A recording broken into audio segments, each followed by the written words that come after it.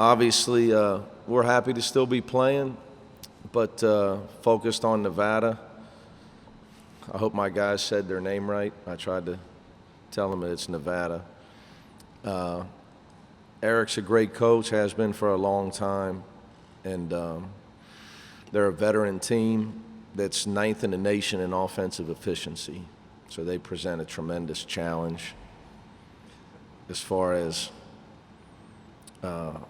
their offense. You know, they spread you out. They can really pass. It's a mark of great coaching when you watch a guy's team play and they pass the ball the way Eric's team passes the ball. And it's impressive. Obviously, they have shot makers, and they compete. They get veteran guys because of the transfers and the sit-out stuff. They're an older team, and I think that for most of us, we have to be older to win. We don't get the one and done guys. So they're really good. The impressive comeback yesterday that did not surprise me at all because of the resolve of their team. You know, they're a team built on competitive toughness. So I watched them closely, just never give in. You could just see that they just would not give. They would not give an inch. They would not back down. They just kept digging in until they finally got some shots to fall. And once they got some shots to fall, then they were able to keep grinding and get enough stops to win the game. So I expect an extremely, extremely hard-fought game with them. Teresa Walker, the Associated Press. At this point, Virginia's gone, Miami, Arizona. Do you look at how open this region suddenly is, or do you use Virginia maybe as a cautionary tale for your players before tomorrow? I say this with all due respect. I think every region is open every year, whether we're an 8 seed, a 6 seed.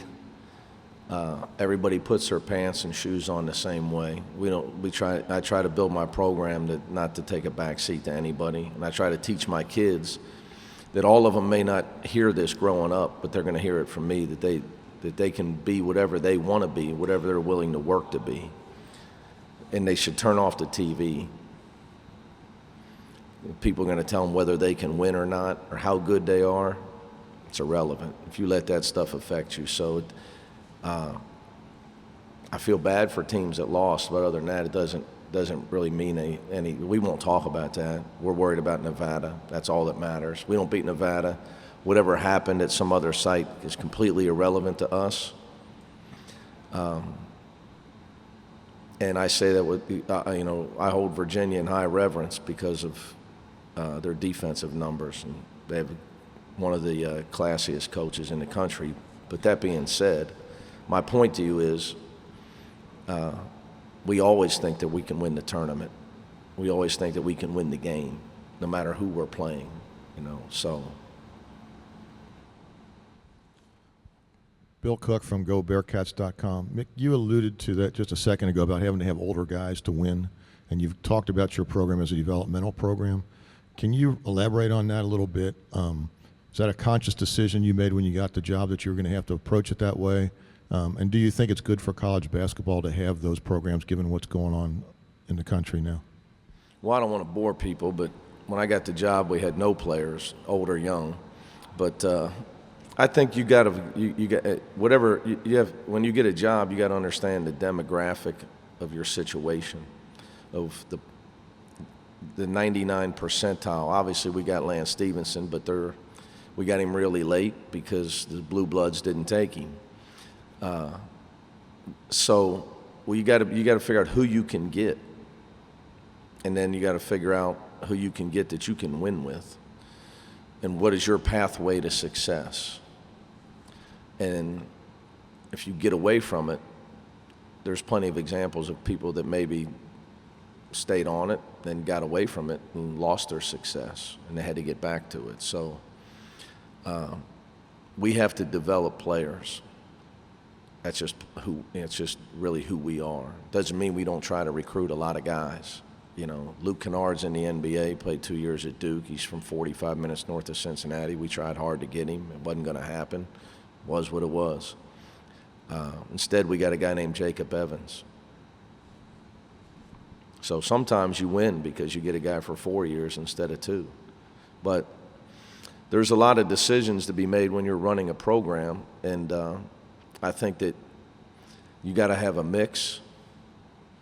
It doesn't mean that we wouldn't like to get a guy like Marvin Bagley. So you get the best guys you can get that are going to help you win games, and you got to make them better players. My message to all those one-year guys is we're pretty good at development. We have to develop players. Give us a shot. Imagine what you could do with Larry Davis working you out every day. I mean, look at the guy. He looks like he's 27. He's 62.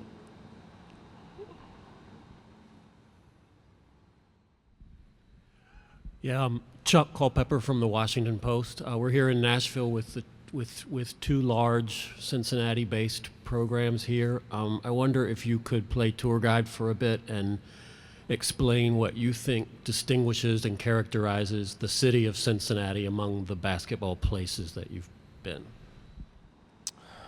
I haven't been that far because I went a little south to Louisville and a little further south to Murray State. So, I wouldn't just say Cincinnati. For the people in college basketball, there's Tobacco Road, but the NBA scouts would tell you they fly to Cincinnati because you can stay downtown Cincinnati and go see Cincinnati and Xavier practice. Then you can drive to Louisville and Kentucky. And next day you can drive back, and then you go to Ohio State and Indiana.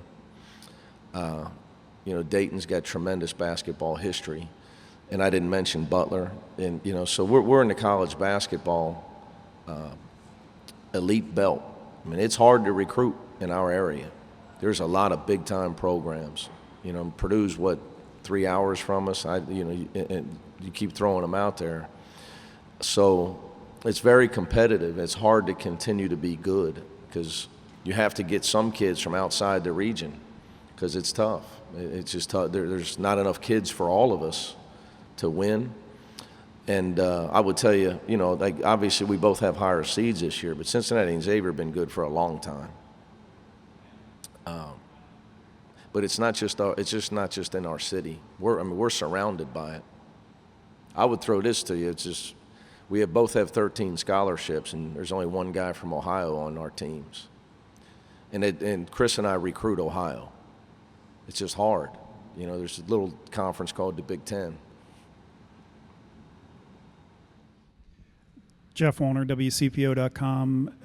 Mick, it's been said in the wake of Virginia's loss that their reliance on defense and one of the best defenses in the country, but their reliance on defense is kind of a precarious way to live in the NCAA tournament, that you need to score to be successful in the tournament. Your thoughts on that? I don't consider, and I say this, and I'm not trying to be funny, what other people say really doesn't mean anything to me. Unless, like this morning I was talking to Ralph Willard about something that I think Nevada might do strategically to us, because I think he's a retired genius of a basketball coach. Later today I'll talk to Rick Pitino while Kevin Willard's playing, and I'm rooting for Seton Hall. But what people say is irrelevant to me. I think that people want to bang on Virginia. They ought to look at Pittsburgh, because they relied on toughness and defense, and it wasn't enough for them. And they caused a great man to go back to his alma mater, and now TCU is in the NCAA tournament, and Jamie Dixon, one of the best coaches in our game. And I know how Pitt won. Now I was in the Big East with them. And people say, well, I think the NCAA tournament, guys, is a one-game shot, man. It's called March Madness for a reason. So I'm going to start rooting for Tony Bennett now when he's not playing me every game. So I think it's just unfair. You do know that did those people know that he lost one of his best players to an injury? I think that's more important than his style of play. Let's give the other team some credit that played great against them. We're halfway through. We have 2 questions up. 1 and 2. Go. Charlie Goldsmith, SB Nation. Nevada goes out with a very perimeter-oriented approach. You're Yes. So, It's Nevada. Nevada, okay, comes out with a very perimeter-oriented approach. Obviously, your front court is a strength, but do you see any situation, and what would be the situation where you would go small with Gary Clark at the 5? Well, usually when we do that, it would be Trey Scott at that position. We change a lot during a game. Sometimes we go big, and we snuck one in on you where we had Gary at the 3 in the conference tournament for a little bit. We had foul trouble. Jaron Cumberland was in foul trouble, where I was playing Gary, Trey, and Kyle together. So it's just matchups. We try to adjust as we go. They're going to look. Eric's a really good coach, and his pro background they do a good job of figuring out what you're doing and getting the isolation situation that they want. So I think it'll be a game of multiple adjustments. That would only be just one of them. But yes, I could see that happening. Daryl Moody, Nevada Appeal. Coach, See how he said Nevada? He's from Nevada. 2 questions for you. One, what did you know about Nevada before the tournament started, and what have you learned since you started to delve into it a little bit? You mean as a team? Yes. Well, I got to watch them, because they play late, and I'm one of those guys. During the season, I'm a basketball guy. Out of the season, I get away, other than July. So I've seen them play games they play a lot of CBS Sports Network games. So not focusing in on them, I was like, these guys are a nightmare to play defense against. Just watching them, a lot of high-scoring games. I think they've only scored less than 71 twice this year, which is unbelievable. And then, since doing game prep for them, really impressed with the Martins and their development. They're way better, which is a credit to Eric Musselman and his staff. Way better players than they were. Jordan Caroline, we recruited when he transferred. Way better player than he was at Southern Illinois. And Kendall Stevens. Those are guys that I didn't get to see Hallis a lot. Darren Savino, my assistant, knows Hallis Cook well. They're both St. Anthony's guys. But those 4 in particular players, I had seen them in high school and at their previous stops. They're way better players. So their player development on those kids has been tremendous. I mean, they're really, really high-level players. Second question, if I may. How much have teams tried to post up Jennifer a little bit, with, given the 5'10" height? Not as much as we've prepared for it more than you would think. He and Kane Broom, teams that have tried to post him, are changing defenses. I don't know if a lot of college teams do that, but to be able to post up guards, your other guys got to be able to shoot. So a lot of teams, they can't post up our point guards because their other guys can't shoot. So whoever you take your 5-man, stand him outside the line. We're not going to go out there. So the challenge, what they do a good job of, is when Martin goes to the back down. Obviously, Jordan can shoot the ball. So they can go to a spread and a back down and put 4 shooters around their posted up point guard, which you rarely see. SMU is the only team that did it when Shake Milton was healthy. They did it to us when he was healthy. Florida did it a little to us in Newark in a neutral site game. But again, they didn't have the shooters quite. But we've seen it. Mick, if you could speak to Jaron Cumberland's fearlessness, his tenacity, but also what does he need to do at both ends of the court to take his game to an even higher level? Well, he's got to learn to eat a salad first. The guys, if Jay Billis is right and these kids are going to be able to get endorsements, he's Kraft Mac and Cheese's main man. You never see anything like it. He's not a man of many food groups. It's been a fight, because of his body type. When I recruited him, my pitch wasn't that he was great. I was going to let him shoot every time. He came with us because I sat there and told him what he needed to get better at. He needed to get his body fat down because he's a guard. and he's down, and I'm still fighting with him on the food groups.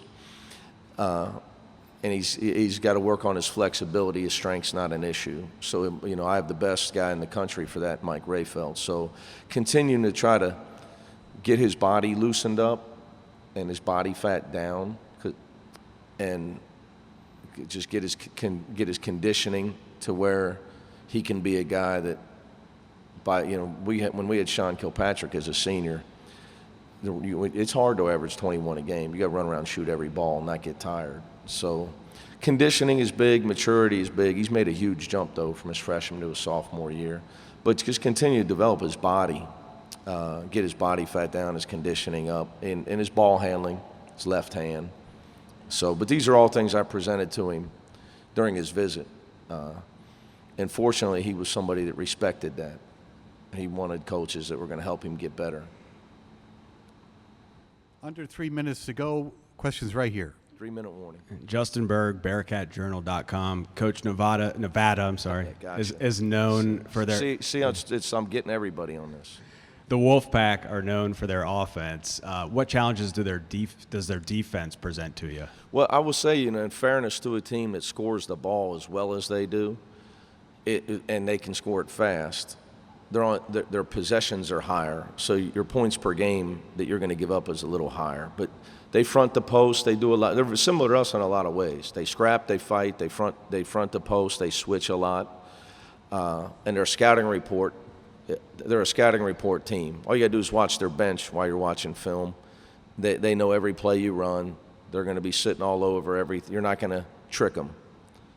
You're going to have to take whatever they decide to take away from you. You're going to have to use it to your advantage. But their preparation is tremendous, and they got a lot of fight in them. I think, you know, it all starts with Jordan Caroline. You know, he plays so much bigger than he is. So much. That's why we wanted him. We tried to get him when he transferred, because he's got a lot of his dad's traits as far as physical toughness. Okay, Mick, thank you very much. Thank you, Best of guys. luck.